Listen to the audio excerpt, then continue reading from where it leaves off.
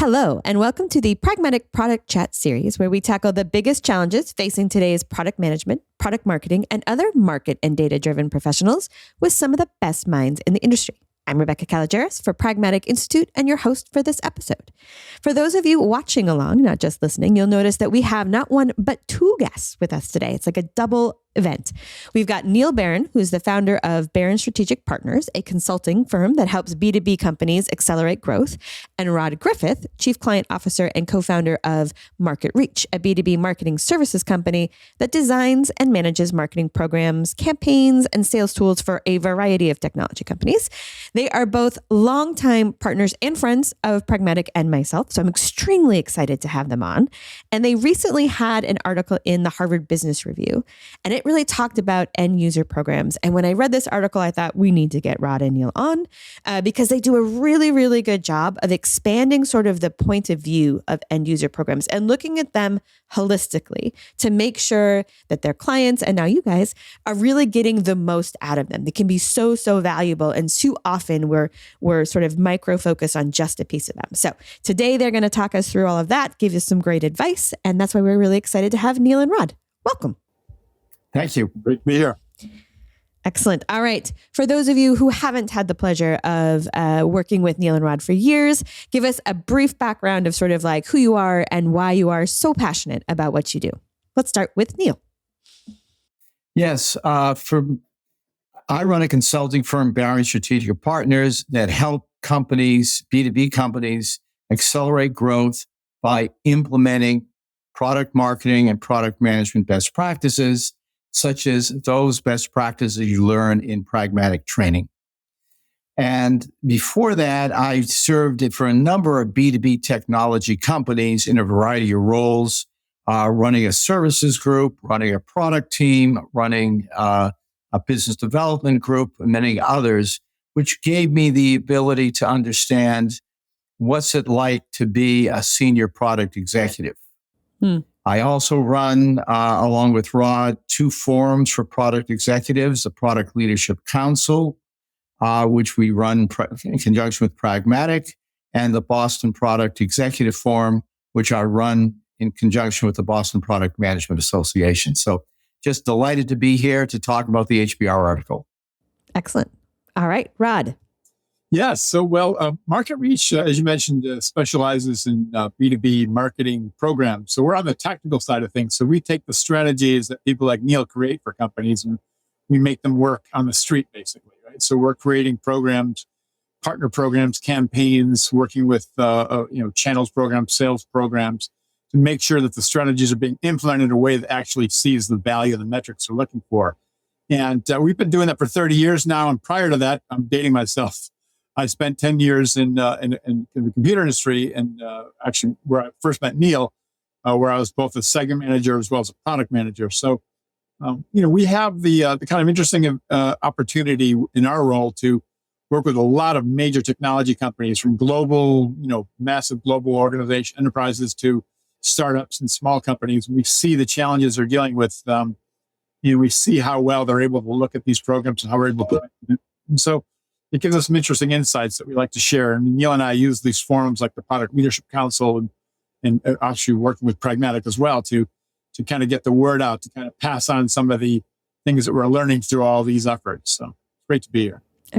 Excellent. All right. So let's talk early user programs, and let's talk a little bit about sort of the problem you see, the opportunity missed that you guys see among your client base when it comes to early user programs. Yeah, what happens is a lot of companies, B2B companies, get so focused on the product that they miss an opportunity to really think about how they want to leverage their early users. And where the missed opportunity lies is that these companies look at the early users as simply a way to validate that the product works according to the spec. And as we get into the article and we'll get into this podcast, the early user program should be much, much more than that. A way to really lay the foundation for a successful product launch and revenue ramp and revenue acceleration. Yeah, we're often involved in helping our clients communicate about these early user programs. soliciting customers to be part of the program, Mhm. explaining how it's going to work and how it's going to roll out, the schedules, things like that. We see all the effort that goes into that, and we oftentimes are thinking to ourselves, well, why they're going through all this effort? Why it takes so little much more to improve the value you get out of the effort? Because oftentimes they're so, as Neil said, so focused on just validating the specifications of the product. Is the product going to do what we said it's going to do? That's really what they're concerned with most. And they're not looking at the early user program as an opportunity to collect reference materials, to collect testimonials, to investigate the buyer behavior patterns, whether they've changed. Are there new technologies in the future that are going to cause a roadblock for us, for example? They're not looking at those things. They're so focused on the deadline of let's validate the specifications, the functionality, and the features of the product that they miss this opportunity. It doesn't take a lot of extra effort. Yeah. There's really two parts I want to dig into. One is and they're both related to just like how much more you can get out of this program. But even in terms of the validating that the product works, one of the things you put in the article that really resonated with me is that, again, so many people does it work according to spec? But really what you want to focus on is it delivering the benefit that it's intended to? Is it solving the problem, right? Even just that little flip in terms of does the product work, from focusing on, yes, it hit the specification, to yes, it is solving the problem that we originally set out to, seems like a really important mental lens to bring to those discussions. Absolutely. Yeah. And you think about the pragmatic framework and you think about the 37 boxes, you look at the upper left, it all starts with market problems. So the early user program, if you wanted to summarize what it's all about, is do you understand truly what the market problems are that your product solves and resolves? Then you can get into the other aspects of, is it an urgent problem? Is it pervasive? And is there a willingness to pay? But once again, it's really quite aligned with what people learn in pragmatic training and foundations about starting with the market problems. And really a good early user program will be designed with really truly understanding what those market problems are. Yeah, validating that the problem you set out to do is what you're solving. Exactly. And often it's not only just validating what your problem is, you'll often find that it solves problems that you didn't anticipate. Additional. And it may be solving, you may think it's solving problem A and you may end up finding out that it really solves B and C. So we'll get into this, but it's critical to have hypotheses up front that the raison d'etre for the product, what you think it is, have your hypotheses and being open to test those hypotheses. Rod? Yeah, another element is validating not only is it solving the right problems, but also is it solving problems for the right people, the right organizations. You may think that you may overlook an opportunity.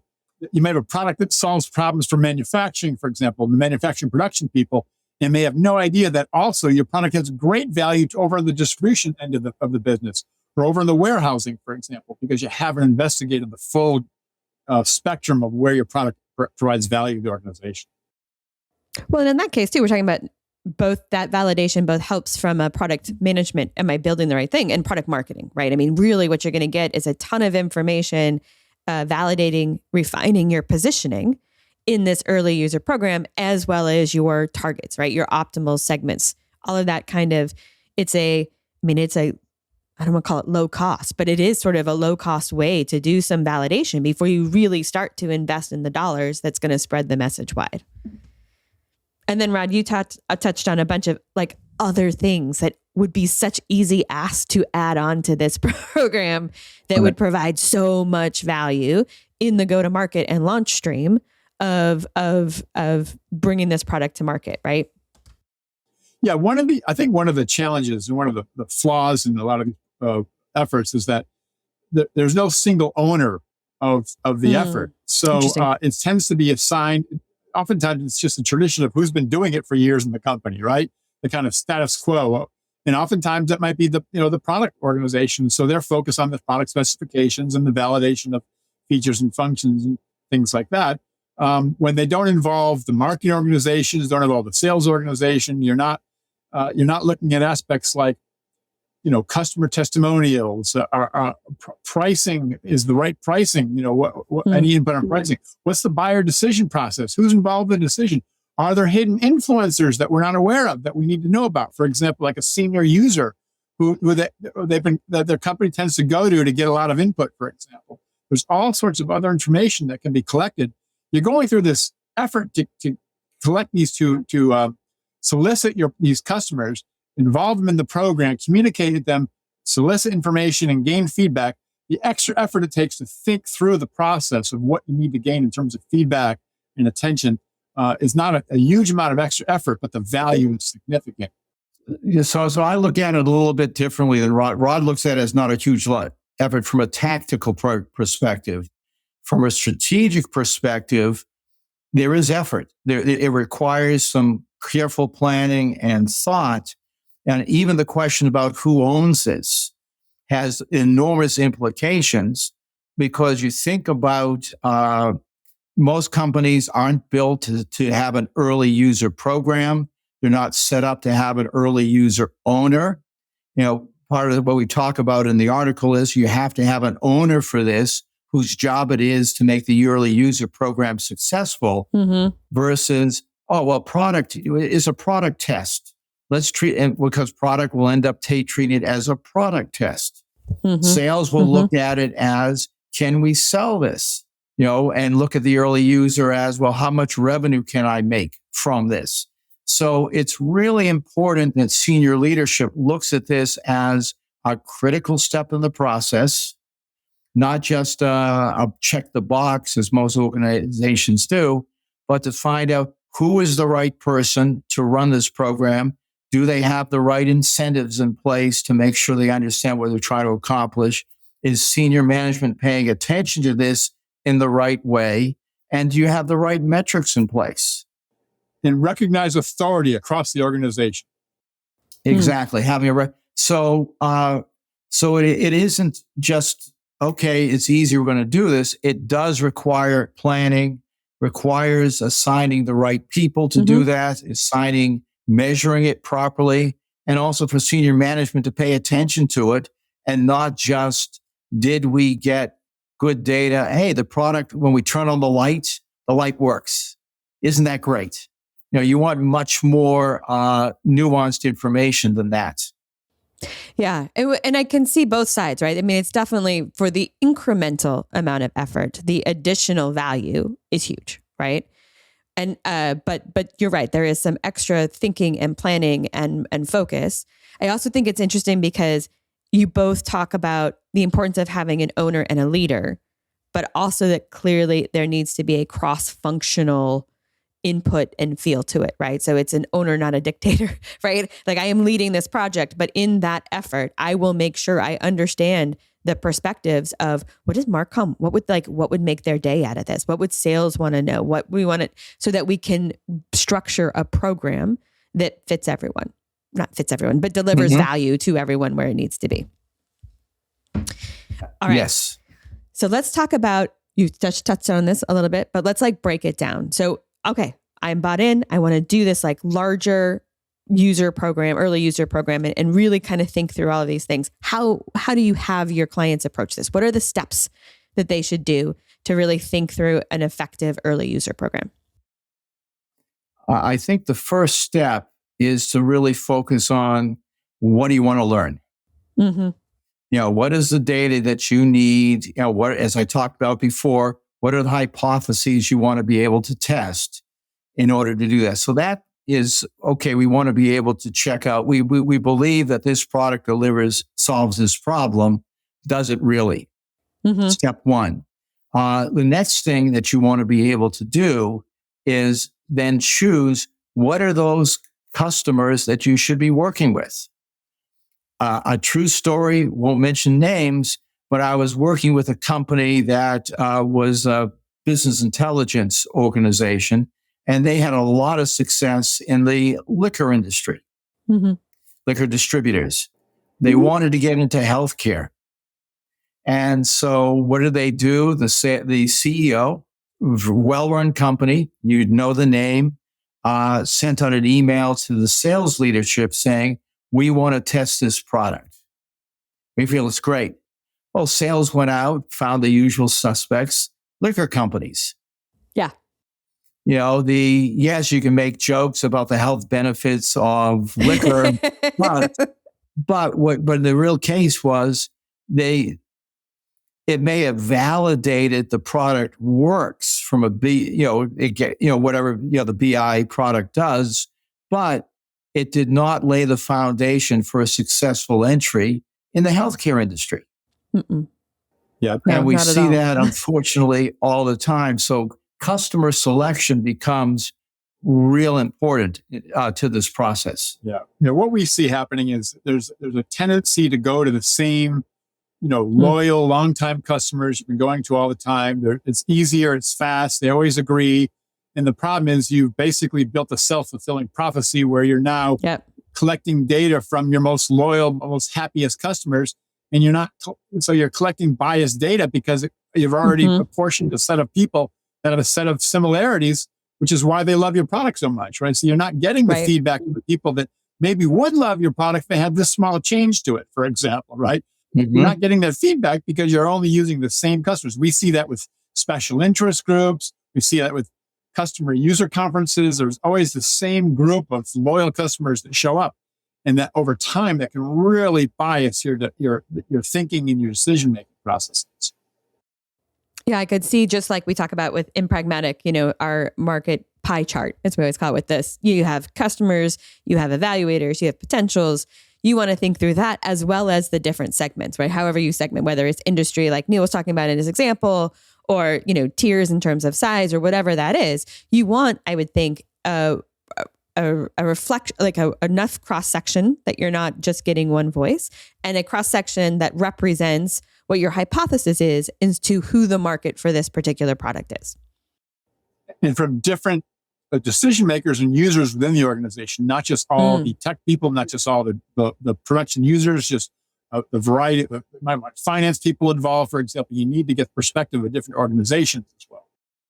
That's interesting too, because most of what you guys work with and most of what a lot of our listeners work with are really kind of complex B2B products. So there's many, many places it touches. It's not a light product.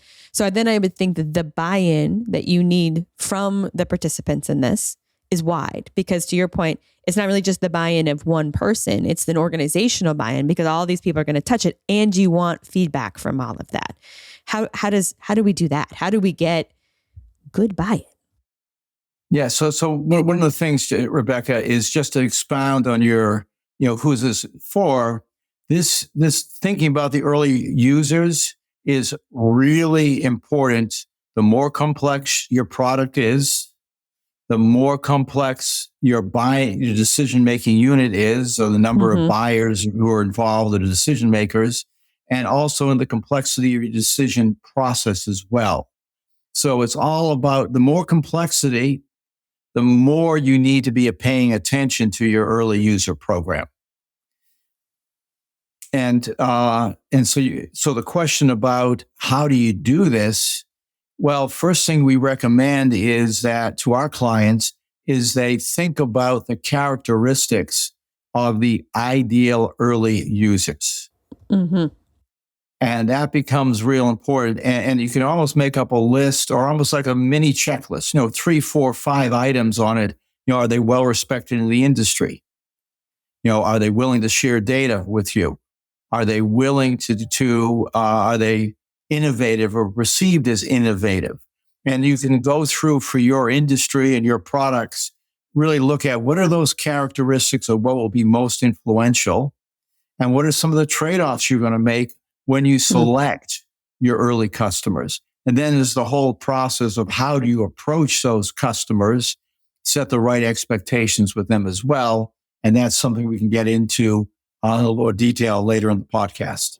Yeah, it comes down to communicating the value of the program to the customer. Yeah. Our clients tend to be very familiar with the value to themselves, but approaching customers and saying, we need this, we need this is going to help us build a better product, et cetera, et cetera. That's fine, but you really need to couch it and communicate it in terms of what value they're going to get out of it. access to early use of the product, to understand the product roadmap, to better understand where the technology is going, to understand their own issues with users, the user community, what they're like about the product, for example. They need to put things in terms of the value that they're going to get with the program. Yeah, I think Rod is, really hitting the nail on the head, and it's worth repeating because most companies look at the early user as about us. They think about the early users as doing them potentially a favor. And it's all about having respect for your product, respect for the process, and making sure you understand what's in it for the customer for potentially being the first to use a breakthrough product, for example, or the first in their industry to try out a new inventory management system or program or process to dramatically reduce the amount of inventory they have to keep on hand. So you want to make sure you're couching that in terms of value. Otherwise, you run into a situation of almost begging people to try the product. Can you do me a favor and try this product because we need to collect a lot of data. Let us know if it works versus we're going to give you the opportunity to be the first in your industry to try this potential breakthrough product or innovative product or high value product. Yep. Yeah, when they view it as a task, as a favor, it's just not going to get the priority ranking and attention that it needs. Whereas if they view it as, wow, this is going to really provide us some real value, and they understand that value, they're going to enroll the right people and be more enthusiastic about participating. And provide better data and more timely data. I'll tell you that. Because chasing them down for that data is the hard part. So. Yeah. All right. So step 1 was hypothesis. Identify what it is that you're wanting to test. Step 2, identify the right customers. And we talked about how you might recruit them. What is step 3? Step 3 would be setting up that give and get relationship, setting the right expectations with the early user that they are going to, one, get a lot of value. They'll be the first mover, as Rod pointed out, for example, to test something. But it's all about setting expectations that we'll give you this breakthrough product to test, to try, to partner with us. But in exchange, we expect you to be a testimonial. We expect you to be quoted in the press release. We expect you to give a presentation at this particular conference or trade show. So it's all about setting up the right expectations with the company or the early user. So it's not just giving it to them. In the article, we talk about a company who happened to be in the chemical industry that had a very innovative approach to solving a chemical problem. And they gave out cylinders of the chemical to try. They're just about 25 or 30 different potential early users. Nothing happened. There were no expectations set other than, Rebecca, here, try this. Rod, try this. And really it just sat in the warehouse shelves for months because there was no expectations that were set. Yeah, the other issue is the technology itself. If your product is complex, you may be really critical that the customer agrees. Again, as Neil said, setting expectations that they're not just going to test it offline in the lab, but they're actually going to test it in a production environment, for example. And they're going to involve the right people in the organization to be involved with it. Sometimes the test itself has to have clear tasks that have to be accomplished to be a valuable test for the product, technology. That makes, yes. So it's really setting expectations for them about what is it that they're going to want to test. What is it that you want them to set up? And then what are the promises afterwards in terms of some of those, terms of talking about their experience, whether it's the case study or the testimonial or pieces. So it's all parts of that is expectation. And that way I would think too, that you're setting them up as a partner along the way. Which again is building that buy-in from them and ensuring that it's a deep connection. And some of the give and take might include, if you participate, you'll get a discount on the product. It'll provide extra additional engineering support, or provide integration support, or you'll get additional other services or programs to assist you in the process. There's that part of that whole give and take formula has to be presented as basically a proposal in essence. Mm-hmm. Yeah, and just to build on what Rod is saying, it's give and get. So you want to be clear in terms of what you are focused on. So you're clear on what you want the customer to do or the early user to do, but you also have to have internal alignment in terms of what your organization is going to do to support the customer. So it really becomes, we'll do this, you do that. You will do this, we expect you to do that. And it could be, in the case of the chemical company, we ended up putting on an application engineer on site to work with the early user. And we made a commitment for the next 4 weeks during the duration of the test that you'll have access to an engineer.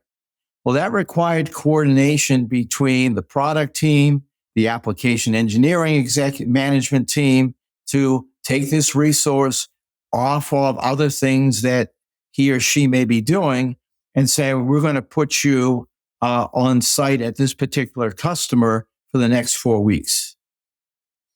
And that becomes part of the give and get, but it requires a lot of internal alignment to do that, because you can't, unless you're a very, very senior executive, if you're a product executive, you just can't go out and make commitments for the application team without checking with them first.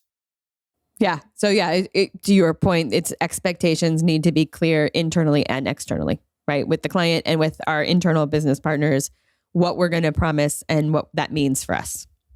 Yeah, exactly.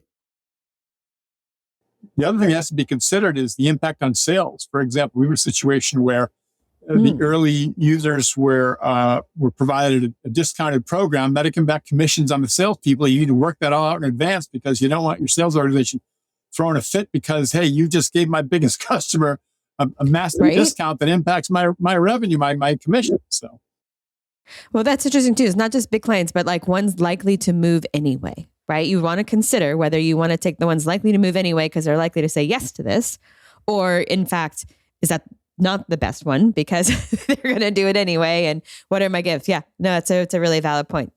Never forget the salespeople. Right, exactly. And so hopefully you're getting the sense that this is a true cross-functional effort. You have to coordinate with sales because there may be impact on commissions and quota attainment. There may be implications on allocation of application engineering resources, just 2 examples. But it does require somebody with the skills and influence to work cross-functionally. Absolutely. Yes. This is, And the authority I mentioned earlier. Yeah. And the authority can be explicit or not, right? I mean, we all know people who don't necessarily have the highest title, but can get the stuff done and have everyone's buy-in. And that is the type of person we need. But then you should also promote that person and give them a better title because they deserve it, because they do that. But yes. Okay. So we have set our hypothesis. We have selected our ideal customers. We have set expectations, both with those customers and what we need from them, and internally alignment around what that means for us and what we're going to have to invest. What's next? I was looking at your data collection and data analysis. So you're going to get a willing customer, a customer who is committed to work with you. You're going to start to test the product. You need a process to figure out what data you're going to really collect and how you're going to work with that customer to collect the data. And then you're going to bring the data back internally and you're going to have to make some decisions. So you have to have a data collection process in place, and you have to have a data analysis process in place internally, or even with the client or the customer, to say, oh, wow, we thought it was going to solve A, B, and C problems, but no, you're telling us it's solving D, E, and F problems. That's a change. And so you can go back and discuss that internally. And so what are the implications? How do you double down on solving D, E, and F? Do you need to make tweaks to the problem to solve D, E, and F even better. And so there's that two side of the data collection, data analysis, and I guess data decision making that you have to make at the next phase. And the ability to make sure the data is consistent, the metrics are consistent across the number of customers you've got involved, because especially when the data comes anecdotally, there's always a risk with anecdotal data that the analysis is biased by the interpretation of that data. So you want to try to keep things as much as away from that purely anecdotal effort if you can. And that's where consistency in metrics and how you're going to collect the data and the format of the data across the number of customers that you've got involved is really important. That's a great point. So that actually brings up a question I meant to ask earlier. How many early adopters in a program? How do we figure out how many is the right number? It depends. It really depends on the complexity of the product, really depends on the early users and how influential you are.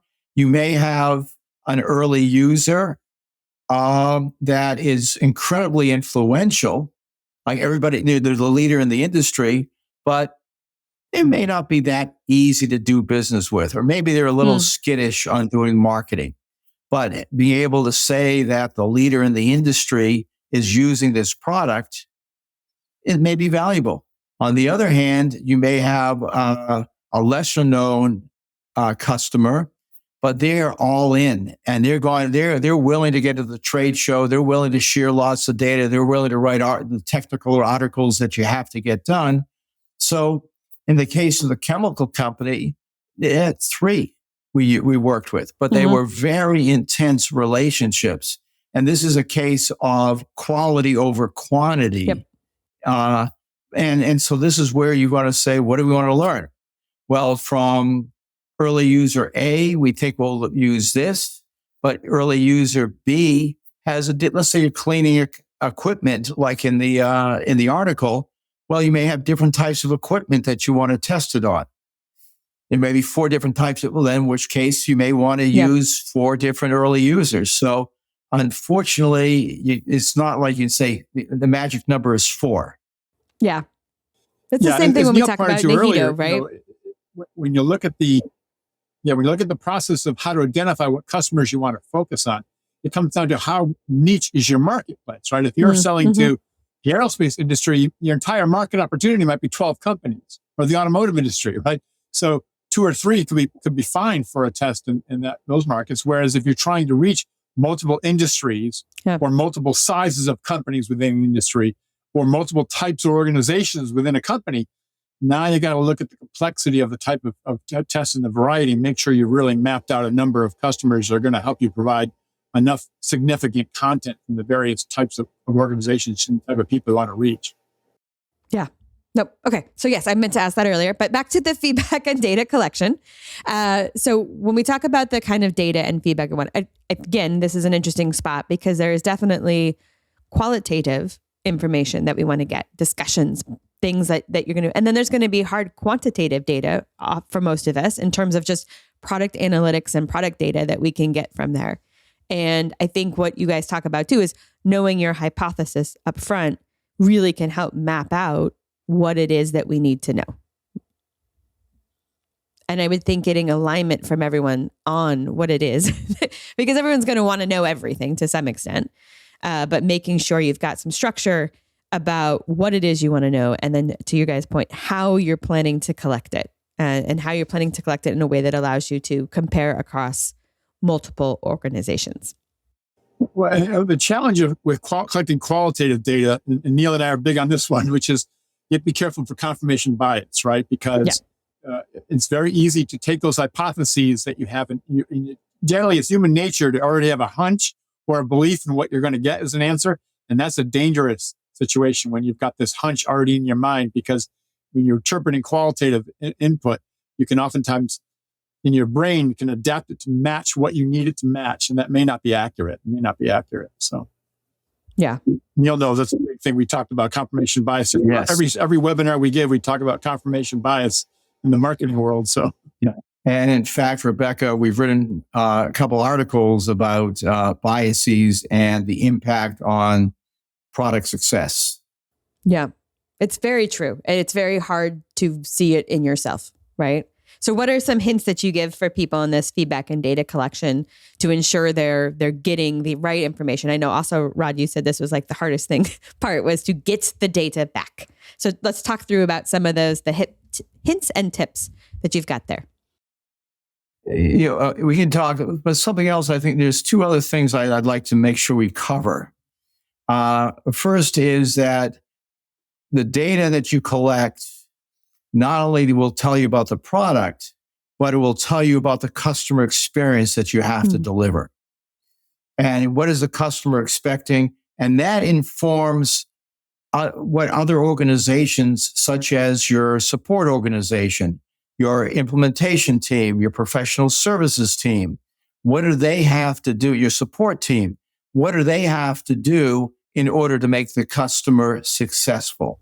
So this is not just about does the product work, but you're collecting data that is vital to the go-to-market, but also vital to the definition of the customer experience. And this is beyond just the UI, what does the product look like, but the whole holistic approach to delivering customer value. The second point I want to make sure we get into is you're collecting a lot of data about the messaging and the value proposition. And you'll learn about that. You'll be able to work with your marketing agency like Market Reach to help define programs and campaigns. And this is where it becomes vital that the two marketing teams have a relationship. So your marketing team as a vendor should have a close working relationship with the marketing team at the early user. And in fact, this is where Market Reach plays a huge part because they should also, working with you, have a relationship with the customer and the customer's agency as well, because things may happen where a journalist may be on a deadline and want to get something done quickly. You already have that pre-approved agreement. So you not only want to have an agreement about the beta customers, but also a marketing relationship cleared out and even a marketing plan developed. And there's no better authority around to talk about what that looks like than Rod. Well, thanks, Neil. And it very much goes back to that discussion we had earlier about the tit for tat situation where you want to make sure that you're communicating, here's the benefits, the value you're going to get. We have found, and Neil, you are called one of our mutual clients, where one of the significant values that the customer involved with the beta test program really saw in participating was the public relations value that we're going to get, because we as an agency are going to go out and take their testimonials information and the success of their test and communicate that in success stories and interviews and things. And they were just really excited to participate in that because they needed that type of publicity that was good for them. And it wasn't going to cost them anything other than to say yes, right? So to Neil's point, getting that agreement up front is really important because we have had situations where we've collected incredible data, would have made a great success story. And then we found out that the legal team said, no, sorry, and happened because we didn't get, the client did not get approval in advance. So a lost opportunity occurred in that situation. So that's really, really important.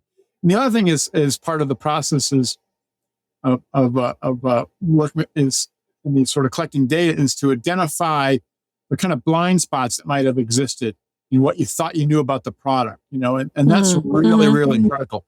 Might be, for example, a technology shift that's happening that in the next 5 years, a good example nowadays is the use of AI, and how AI is going to impact products and things like that. That comes up all the time these days. Yep. Understanding where those technology shifts are going to happen, when they're going to happen, and how they're going to impact you is important to both parties. So you're basically, one of the values is, hey, we're both going to learn about where the technology shift is going if we work together on this type of testing. So the communications process really is really grouping together all of the potential value and presenting it in like I said, almost like a proposal that says, here's all the things that you're going to get out of this, and here's what we're going to do, and here's the commitments you need to make for us to be mutually successful in this test. Yeah, and so just what Rod is saying, and just to add on that, is that when you think about your upfront agreements with the customer to participate or the early user to participate, it's not only we expect this kind of data, we'll provide an application engineer on site if appropriate. We expect you to test the product in a timely manner, but you also want to lay the foundation for the marketing relationship and the launch already. And Rod, when do you think your agency should get involved in this process? Well, within reason, as early as possible, just because, as I said, the communications to the test customers, to the beta test customers is really critical. If you don't think of these things up front, plan it out in front and get one full agreement, then you're chasing things later. And that can really cause delays, as we've seen in the past. So it's really important to get it all up front. Are you willing to participate in a testimonial? Are you willing to talk to one of our other customers about your use of the product, for example? Are you willing to talk to the press? Are you willing to come to a conference? Can we videotape you talking about the use of the product? Can we take a video camera crew into your production facility and show you use of the product? There's a lot of parameters involved that could be significantly beneficial to the marketing teams and the agencies who support them, like us, if we get that agreed upon in advance. Chasing that later, the challenge is a big challenge. It causes delay. Yeah. When you said earlier that getting the data is sometimes the hardest part, is that what you're referring to? Is that it's like getting them if we don't have those agreements up front, or is there another piece of that as well? Well, there's also, to Neil's point earlier, is making sure you're thinking through all of the data that you want to collect. There's the agreement elements to get them to agree to, part of that tip or tat program we talked about, but also, are we identifying the true customer problems that are existing, for example? Are we looking at the product technology? Where do they see the technology going? That's not a question you'd normally ask if you're just testing the functionality and features of a current product, right? But if you're going to get the right people in a room for those kind of interviews, and Neil does this for a living, so he's done hundreds of these interviews, to ask that additional question, as I said earlier, asking 2 or 3 additional questions has little extra cost, but tremendous additional benefit. Where's the technology going? Where do you see this? How long of a life do you expect the product to have? When do you budget to replace this product, right? When do you expect to replace this product? Because you want to know those things because you want to be the company replacing your own products than a competitor replacing your product. That's a great series of questions, right? And again, a real illustration of how much wider we're looking at this end user program than, yes, as Neil put it, the light went on when I moved the switch, right? Yeah. And that's exactly why Neil corrected me in terms of, he was right. I was speaking of the tactical costs aren't high in terms of additional costs, but the planning process, the time it takes to plan this out is significant. But the effort you spend in planning is far less than the potential expense if you do poor planning. And that's true of a lot of, that's true a lot of things, but that's very true here. So one of the other things in the article that you guys do a really great job of is you guys are not just saying like, hey, this is really important because we say so. Like there's really strong examples of the results that your clients have seen when they've looked at this end user program more holistically and more strategically. And I think you should wow our audience with that. Exactly. I mean, Neil, your example that we use in the article is a really good example. Yeah, you can look at it. So, we went from a situation where they gave out lots of samples of this product. Nobody used it because they saw it as too risky. It was like, oh, this showed up at my desk. Yes, it's free. It's important to recognize that even if it's free, it's not free because you have to assign people, you have to train people, you have to take some risk. There may be, in the case of a hard good, some safety implications or installation issues that you have to worry. So free is not necessarily free. But when we started, we changed and we went from like 25 early users to 2 or 3. The results were amazing. We ended up having one customer give an acclaimed presentation at one of the industry's showcase events, one of the largest trade shows in San Francisco. And we also got press releases, but we also found that the orders came in.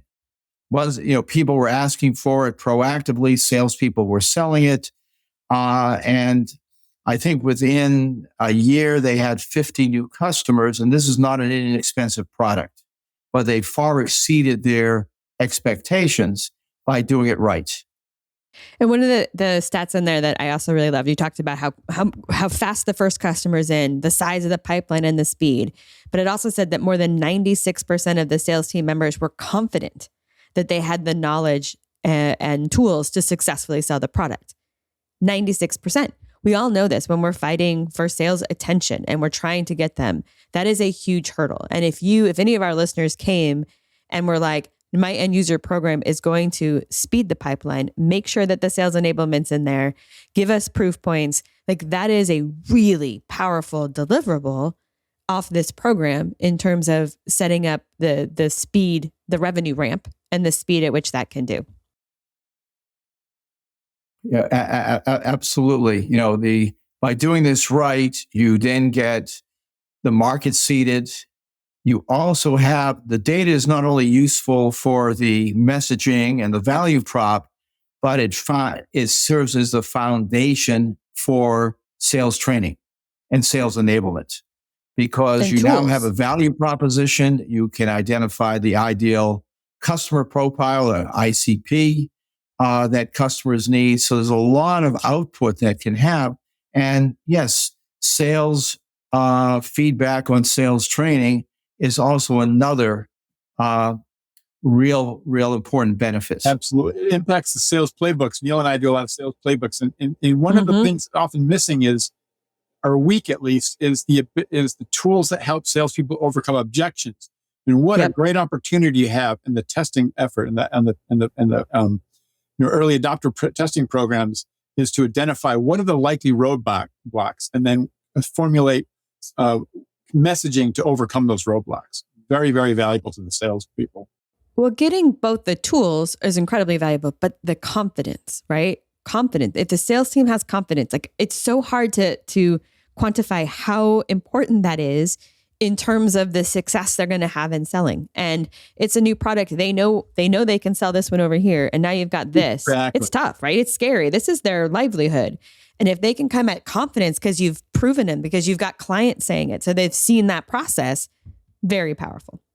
Well, and just to jump in, I know this is not about sales enablement, but we have a whole nother podcast about that. All three of us could talk about sales enablement all day. Everything should be all day, every day. But one of the most important questions to ask at the end of the sales training is, how confident are you in your ability to sell this product? So that's what sales training and sales enablement is all about. It's giving them the confidence that they can sell the product. And the early user programs really are about accelerating that confidence, because they think about it.